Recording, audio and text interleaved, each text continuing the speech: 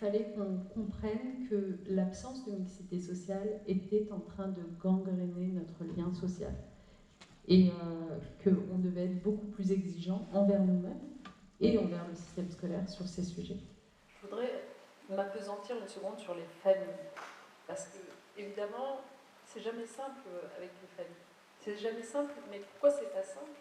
Parce que les politiques publiques les ont mises dans cette situation de tension permanente entre ce que j'appelais à l'époque, c'était insupportable pour moi, on ne devrait pas vivre cette tension entre être un bon citoyen ou être un bon parent. Comment voulez-vous qu'on choisisse? Quand l'option c'est celle-là, l'alternative est celle-là, ben on fera toujours passer ce qu'on croit être un bon parent avant. C'est normal. Personne n'a envie de se dire au nom de mes idéaux, je vais sacrifier mes enfants. Bon. Donc en fait, le sujet pour moi, c'était qu'il faut qu'on arrête de mettre les familles dans ce genre de situation. Quand on arrive au collège, c'est le moment où le travail hors la classe, pour la classe, prend une dimension vraiment très très prégnante et met en difficulté ou accroît les difficultés d'un nombre important de nos élèves. C'est aussi le moment où l'évitement de l'établissement scolaire devient plus important. Ce qu'on connaît moins pour le premier degré prend vraiment de la place dès qu'on arrive au collège. Et à l'entrée au collège, davantage de familles, on le sait, se tournent vers le privé, creusant ainsi les écarts entre les établissements.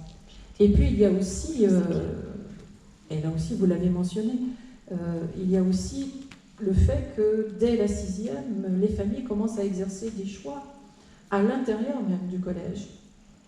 Et ces choix créent aussi des inégalités entre les élèves. Bon, on cite très couramment l'offre de langues, aussi bien langues étrangères, langues anciennes, langues vivantes régionales. Cette offre de langue permet des créations d'entre-soi, des regroupements. On le sait aussi, en particulier par les classes bilangues ou bilingues qui existent dès la 6e.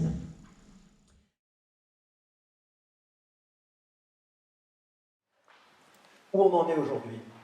On a une ségrégation interétablissement. Ça, c'est pas moi qui le dis, c'est le CNESCO, notre Centre national d'évaluation du système scolaire, malheureusement dissous depuis, qui en 2015 avait fait une magnifique étude sur la ségrégation interétablissement public. Nous avons aujourd'hui 12% par exemple de nos collégiens qui sont scolarisés dans des collèges qui accueillent uniquement des populations défavorisées. C'est l'entre-soi dont vous parlez, Rémi. En entre-soi. Alors on ne voit rien, personne d'autre. À l'autre bout de la chaîne, vous avez un pourcentage non négligeable, 10%, de collégiens qui fréquentent des collèges où il y a pratiquement uniquement que des populations favorisées. Un autre entre-soi. Est-ce que c'est la même République dans les deux cas? Effectivement, on peut se poser la question. On a un séparatisme social aussi qui est à l'œuvre parce que la France est un des pays en Europe qui finance le plus la concurrence privée de son école publique. La scolarisation à 3 ans a servi à financer les écoles maternelles privées catholiques. Puisque comme c'est obligatoire, le financement du fonctionnement des écoles maternelles privées catholiques, c'est maintenant de l'obligation des communes. Et comme les communes n'avaient pas prévu ça dans leur budget, c'est le budget de l'éducation nationale.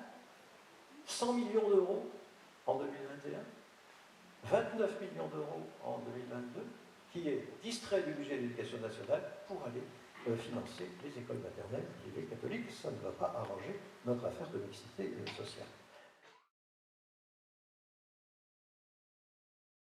Voilà, si vous n'avez pas, venant du sommet du ministère de l'Éducation nationale, cette impulsion qui consiste quand même à redynamiser, motiver, insister auprès des collectivités locales pour qu'elles organisent des réunions publiques, etc. Je me mets tout de suite à la place d'un élu local, il se dit, grosso modo, il n'y a que des coups à prendre.